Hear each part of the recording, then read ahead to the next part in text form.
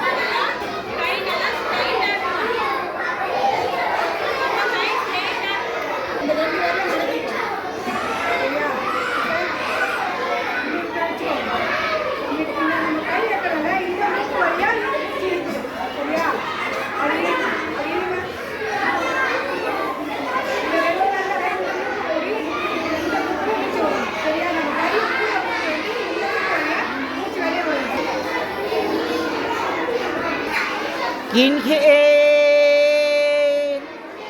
Exhale. என்ன பண்ணணும்? மூச்சை உள் இழுக்கணும். எக்ஸேல் பண்ணும்போது என்ன பண்ணணும்? வெளியே.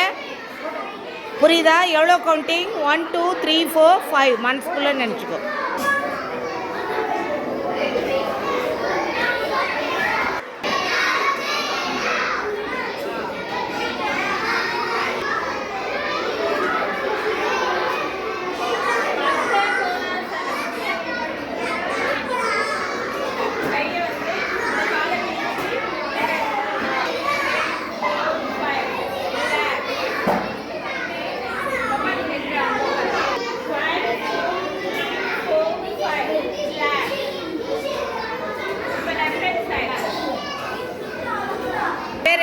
என்ன ஆசனம் சொல்லு? தடாசனம். இது பண்றதுனால என்ன பலன் சொன்னாங்க? என்ன பலனு?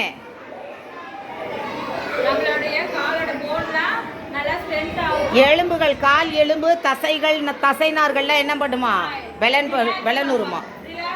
திரிகோணாசனம் பண்ணு.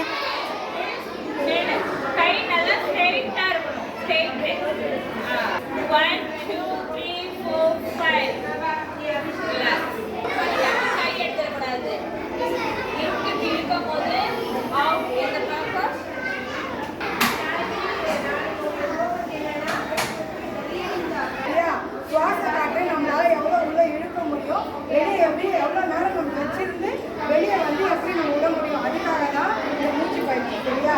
இந்த யோகாசனம்லாம் நம்ம எதுக்கு பண்ணுறோம்? நம்ம உடம்புக்கு யோகாசனம் பண்ணால் அது நல்லது. சரியா? நீங்கள் டெய்லியுமே தூங்கி எழுந்து வீட்டில் எல்லாரும் பண்ணுறீங்களா? நாங்கள் பண்ணி போன மாதம் தான் சொன்னோம். நீங்கள் எல்லாரும் பண்ணிட்டு நீங்கள் படிச்சிங்கன்னா நம்மளுக்கு சீக்கிரமாக மைண்டில் நம்ம படிக்கிறதெல்லாம் நினைவிருக்கும். சரிங்களா? செய்ய மாட்டேங்கிறது வந்து அவ்வளோ பண்ணணும், பயன் எடுக்காது. சாப்பிடாம செய்யணும். சரிங்களா? அதனால தான் உங்களுக்கு காலையில் செய்யணும். சரிங்களா? படிக்கிறதுக்கு முன்னாடி செய்யணும்னா உங்கள் மைண்ட் நல்லா ரிலீஃபாக இருக்கும். சரிங்களா? தேங்க்ஸ் பாப்பா. எல்லாமே தொடர்ந்து பண்ணணும். என்னென்ன ஆசனம் சொன்னாங்க? திரிகோணாசனம், வேற